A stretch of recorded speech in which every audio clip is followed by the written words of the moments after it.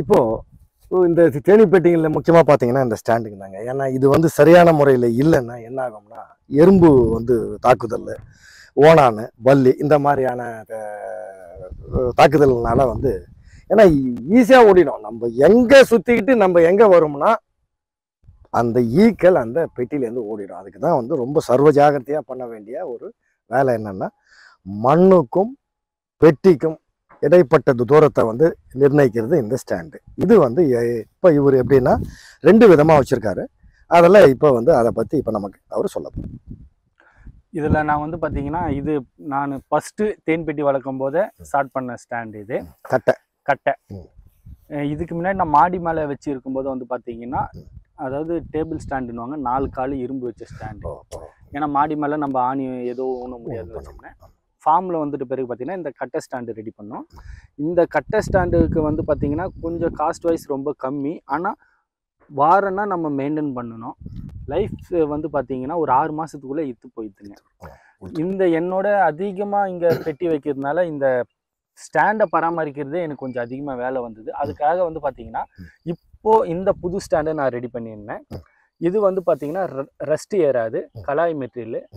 மேலே வந்து நம்ம அடிப்படைக்கையோட விற்கிற மாதிரி எச்சி வடிவத்தில் நான் அமைச்சிட்டோம். இதில் ஒரு பெரிய பெனிஃபிட் நான் ஒன்று பார்த்தோம் வந்து பார்த்தீங்கன்னா இந்த கப்பு ஒன்று ரெடி பண்ணிட்டோம். எங்கே வாங்கினீங்க இது? இந்த கப்பு வந்து பார்த்தீங்கன்னா நான் ஆன்லைனில் பார்த்து நான் வாங்கினேன். ஓகே.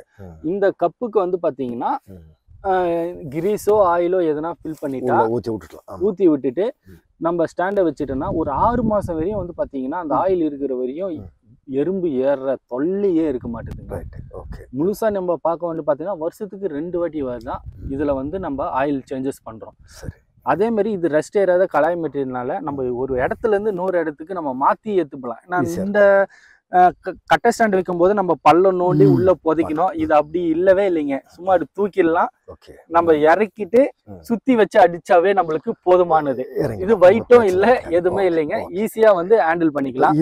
இது வந்து 3/4 இன்ச் பைப்பு. அது 3/4 இன்ச் பல்புங்க, கலாய் பைப்பு. இது என்ன விலை வருதுங்க? ஒரு அடி என்ன விலை வரும்? இல்லை இது கிலோ கணக்கில்? இது நம்ம மொத்தமாக சேர்த்து செய்யும் போது ஒரு லேபர் சார்ஜோட எல்லாமே டிரான்ஸ்போர்ட் எல்லாமே சேர்த்து செய்யும் போது ஒரு 200 ரூபாய்க்குள்ளவே எனக்கு முடிஞ்சிச்சுங்க ஒரு இது. இதோட கப்பு வந்து பார்த்தீங்கன்னா வெளியே வாங்கும்போது 75 ரூபான்னு கொடுத்தாங்க. இது பிளாஸ்டிக்கில் ஃபைபருக்கு நம்ம எப்படி வேணாலும் பண்ணிக்கலாம். எவ்வளோ லைஃப் ஒன்னாலும் இருக்குதுங்க, நம்ம எப்படி வேணாலும் வளர்ச்சிக்கலாம். இது அதுமாரி இருக்குது. அதுமாரி இந்த ஸ்டாண்டுக்கு நம்ம மாற்றும் போது நம்மளுக்கு ஃபுல்லாக இருக்கிற அட்வான்டேஜ் வேலைப்பாடு ரொம்ப கம்மி, ஈஸியாக அமைச்சிக்கலாம். எறும்பு பிரச்சனை இதில் இருக்கிற, ஏன்னா நான் வச்சிருக்கிறது மாந்தோப்புக்குள்ள இந்த கருப்பு எறும்போட தாக்கம் அதிகமாக இருக்கும். அந்த எறும்புல இருந்து எனக்கு 99% வந்து இது கம்மி பண்ணி கொடுக்குது. இது வேணா நீங்க வந்து ஹைட்டா கூட போய் வச்சுக்கலாம். எனக்கு ஹைட் வேணும், கீழே எதனா ஹைட் ஒன்னெல்லாம் வச்சுக்கலாம். இந்த மாதிரி ஏன்னா வந்து நான் இதுக்கு மேல ஹைட் வச்சேன்னா எனக்கு நான் ஹேண்டில் பண்ணும்போது எனக்கு மாஞ்செடி இடிக்கும். அதனால வந்து பாத்தீங்கன்னா 2.25 அடி ஸ்டாண்டை வந்து நான் 1.5 அடி இல்லாட்டி 2 அடி தான், 1.25 அடி தான் வந்து நான் வைப்பேன். மீதி எல்லாத்தையும் பூமியில இறக்கிடுவேன், நான் இறக்கி வச்சிடுவேன். இது அவ்வளவுதாங்க. இப்போ இது வந்து அதாவது எப்படின்னா இந்த எல் ஆங்கிள், இது எல் ஆங்கிள். ஆமா, எல் ஆங்கிள்ங்க. இதுக்கு எதனா இருக்குங்களா? அளவு எதனா இருக்கா? இருக்கு. அரை அடி, எந்த பக்கம் பார்த்தாலும் அரை அடி. ஓகே. அளவு இதுக்கு அளவு வந்து பாத்தீங்கன்னா அரை அடி தான். அதான் எங்க பார்த்தாலும் அரை அடி தூரம் இருக்கு. கரெக்டா 6 அடி தான் நம்ம வச்சிருக்கிறோம். இதை மாதிரி வச்சுட்டோம்னா நம்மளுக்கு 1 டைம் இன்வெஸ்ட்மெண்ட், மெயின்டைன் ரொம்ப கம்மி, பராமரிப்பு கம்மி, அசம்பிளி பண்ணது ஈஸி, எல்லாமே ஈஸியாக அமையுது. ஒரு வருஷத்துக்கு ஒரு தடவை பெயிண்ட் அடிச்சுக்கிட்டீங்கன்னா வருஷத்துக்கு ஒரு டைம் நம்ம பெயிண்ட் அடிச்சுக்கலாம். இது ஆயில் 2 டைம் இது கரெக்டாக வச்சு கட்டிட்டா எங்கேயும் எவ்வளோ காற்று அடிச்சாலும் வந்து சாயாது பண்ணாது. ஓகே ஓகே ரைட்டுங்க. இப்போ வந்து நம்ம இந்த பேட்டியினுடைய எண்டுக்கு வந்துட்டோம். அதாவது பார்த்தீங்கன்னா இப்போ மொத்தம் அவருடைய அந்த எக்ஸ்பீரியன்ஸை மொத்தமே சொல்லியிருக்காரு. எது என்னென்ன அவர் என்னென்ன மாடிஃபிகேஷன் பண்ணியிருக்காரு, மற்றவங்க எப்படி பண்ணுறாங்க, என்ன ஏதுன்னு எல்லாமே வந்து அவர் சொல்லியிருக்காரு. இது சொல்லியிருக்கிற தகவல்கள் வந்து உங்களுக்கு வந்து ரொம்ப அது பயனுள்ளதாக இருக்கும்னு நினைக்கிறேன். ஏன்னா எனக்கு நான் பார்த்த வரைக்குமே வந்து எப்படின்னா இப்போ ஒரு சில விஷயங்கள் வந்து நல்லா மாடிஃபிகேஷன் பண்ணியிருக்காரு, நல்லா செஞ்சுருக்காரு. உங்களுக்கு யாருக்காவது தேனீக்கள் வேணும், பெட்டிகள் வேணுன்ற பட்சத்தில் நீங்கள் அவரை தாராளமாக நீங்கள் கான்டாக்ட் பண்ணலாம். அவருடைய ஃபோன் நம்பர் வந்து அதை கொடுத்துருக்கு. ஏன்னா தேனீப்பெட்டி வளர்ப்பாளர்கள் கூட அவங்க அதை வியாபாரமாக பண்ணாலும் அவங்களே அறியாமல் நம்மளுடைய சுற்றுச்சூழலுக்கு வந்து இந்த தேனீக்களை வந்து அதை வளர்க்குறதுனால நமக்கு எல்லா வித நன்மைகளும் வந்து அதில் வருது. அதனால் நம்ம கண்டிப்பாக இனிமேல் ஒவ்வொரு விவசாயியும் கண்டிப்பாக தேனீ வளர்க்குறத வந்து நம்ம கற்றுக்கணும். அதனுடைய நன்மைகள்னு வந்து பார்க்கும் பட்சத்தில் இன்றைக்கி வந்து அதாவது நான் ஏற்கனவே சொன்ன மாதிரி 700 800 வரைக்கும் 1 லிட்டர் தேன். அதை அப்படியே உங்கள் எதிரிலேயே எடுத்து கொடுக்குறவங்களும் இருக்கிறாங்க. நீங்கள் உங்களுக்கு தேன் வேணுன்ற பட்சத்தில் நீங்கள் இவருடைய ஃபார்ம்லேயே வந்து வாங்கிக்கலாம். அப்படியே நேரடியாக கூட அவர் வந்து எடுத்து கொடுக்கலாம். இப்போ அன்சீசனுங்க, இந்த ஒரு 2 மாதத்துக்கு வந்து கொஞ்சம் எல்லாருக்கும் வந்து அது கொடுக்க முடியாதுன்னு சொல்லியிருக்காரு. அதனால் ஜனவரியிலேருந்து யார் வேணாலும் சென்னையிலேருந்து வந்தீங்கன்னா நேராக வந்து அவர் ஃபார்முக்கு நீங்கள் வரணும்னா ரெடில்ஸ் தாண்டி அங்கே வந்தாவே நீங்கள் நேரடியாக கூட தேனை எடுத்துகிட்டு போயிடலாம். அதை வந்து பதப்படுத்தி வைக்கிறதுன்னு சொல்லுவார் அவர். அது எப்படி நீங்களே வந்து வீட்லேயே அதை கொண்டு போய் அதை வந்து பதப்படுத்திக்கிறது, அந்த தேனை ரொம்ப நாள் அது வந்து நிற்கிறதுக்கு அந்த தேன் வந்து அது கெடாமல், ஏன்னா பல வருஷங்கள் வந்து கெடாமல் இருக்கும் தான் நம்ம இதில் வந்து நம்ம படிச்சிருக்கிறோம். அதனால் ஏன்னா எதுக்கு இப்போ முக்கியமாக இந்த பேட்டின்னா இந்த இந்த நம்ம திருவள்ளூர் மாவட்டத்தில் அதிகமாக இந்த தேனீ வளர்க்குறவங்க வந்து ரொம்ப கம்மியாக இருக்கிற மாதிரி வந்து அது தெரியுது. அதனால் பல பேர் கேட்குறாங்க இந்த மாதிரி இந்த தேனீ பெட்டிகள் எங்கே எப்படின்னு. ஒவ்வொரு விவசாயினுடைய ஃபார்ம்லையும் அதாவது பார்த்தீங்கன்னா தோட்டக்கலை பயிர்கள் செஞ்சுருக்கிற எல்லா விவசாயமே ஒரு 10 பெட்டி 20 பெட்டி வைக்கும் பட்சத்தில் அவங்களுக்கும் ஒரு இன்ட்ரெஸ்டோட நம்ம வந்து இதை கற்றுக்கலாம். ஃபஸ்ட்டு ஓடும் ஒரு பெட்டிலேருந்து இப்போ அதுக்கு வந்து எப்படின்னா ஒரு அந்த சூழல் கரெக்டாக இல்லைன்னா ஓடும். முதல்ல தோல்வி தான் நமக்கு வந்து வெற்றிக்கு உண்டான ஒரு அறிகுறி. அதுக்காக நம்ம எல்லாத்தையும் வேணும்னே வந்து நம்ம வந்து அதை ஓட விடுறதில்லை.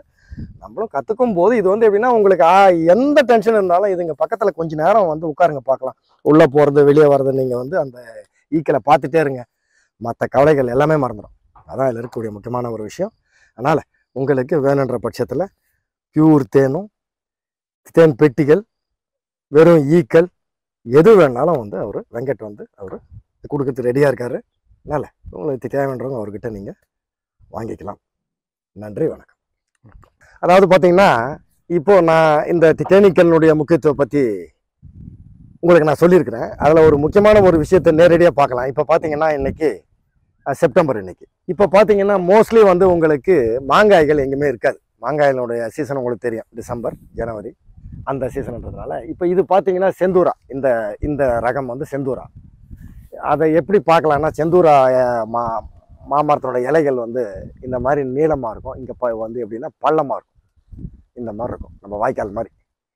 இதுதான் இதில் வந்து முக்கியமாக. அதாவது அது எப்படின்னா அந்த ஒரு அனுபவம் வந்ததுன்னா நீங்கள் இப்போ நான்லாம் அந்த இதை மோஸ்ட்லி அந்த இதை பார்த்து இலைகளை பார்த்து நம்மளுடைய இதில் எல்லா வெரைட்டியும் நம்மளால் சொல்ல முடியாது. ஓரளவுக்கு அந்த வெரைட்டிகள் நம்ம வந்து அதை சொல்லிடலாம். இது வந்து பார்த்தீங்கன்னா எப்போவுமே வந்து ஒரு சீசனை வந்து ஆரம்பத்திலேயே வரக்கூடிய ஒரே ரகம்னு பார்த்தீங்கன்னா இதுதான் செந்தூரா. இப்போ இந்த தேனீக்கள் வந்து நம்ம வந்து இதை வளர்க்குறதுனால இப்போ அது வந்து அன்சீசனில் வந்து எப்படின்னா பூ ரேர், அதை சரியான சூழல் இருக்கும் பட்சத்தில் தான் அன்சீசன்லேயும் அது வந்து பூ எடுக்கும். இப்போ பாருங்கள் இந்த பூக்களில் இந்த மாங்காய்கள் பார்த்தீங்கன்னா நல்லா எந்த அளவுக்கு வந்து இது எப்படின்னா இது அருமையாக இருக்குது பாருங்கள். அதுக்கு காரணம் என்னென்னா இந்த தேனீக்கள். இது வந்து இப்போ நம்ம தேனீக்கள்னால நமக்கு வரக்கூடிய நன்மைகளை இப்போ நம்ம வந்து அதை ஒரு இதோட பார்க்கலாம், உதாரணத்தோடு நம்ம வந்து பார்க்கலாம். அதாங்க இது இருக்கக்கூடிய ஒரு விஷயம். அதனால் ஒவ்வொரு விவசாயியும் கண்டிப்பாக தேனீக்கள் அப்படின்ற ஒரு பாட்டுக்குள்ளே நம்ம போகணும். எல்லாருமே நம்ம வந்து பயப்படுறோம். அதனால் இந்த ரிட்டையர் ஆனவங்களுக்கு வந்து எப்படின்னா ஒரு பீஸ்ஃபுல்லான ஒரு லைஃப், யாருடைய இதுவும் இல்லாமல் உங்களுடைய இதில் நீங்கள் வந்து தாராளமாக போகலாம். உங்களுக்கு தேவையான தேனை விற்பனை வந்து நீங்களே பண்ணிக்கலாம். இப்போ பார்த்தீங்கன்னா பியூர் வந்து 800 வரைக்கும் வந்து விற்கிறாங்க நான் பார்த்த வரைக்கும் ஒரு கிலோ. அதனால் அந்த அளவுக்கு அவங்க என்ன சொல்கிறாங்கன்னா நீ வந்து வாங்கிட்டு போ அப்படின்றாங்க. இப்போ நம்ம எந்த தேன் வாங்கினாலும் ஒருக்குள்ளே இது ஒரிஜினலாக இருக்குமோ இல்லை மிக்சிங்காக இருக்குமோன்ற ஒரு இது வந்து எல்லாருக்குமே இருக்கும். ஆனாலும் வந்து இப்போ தேனீ வளர்ப்பாளர்கள் வந்து ஒரு சிலர் வந்து டைரெக்டாக என் ஃபார்முக்கு வந்து எடுத்துகிட்டு போ அப்படின்றாங்க. அதனால் அந்த தேனீ வளர்க்குறதுனால இருக்கக்கூடிய ஒரு அட்வான்டேஜ் என்னன்றது இது வந்து ஒரு உதாரணம். அதுக்காக தான் வந்து இந்த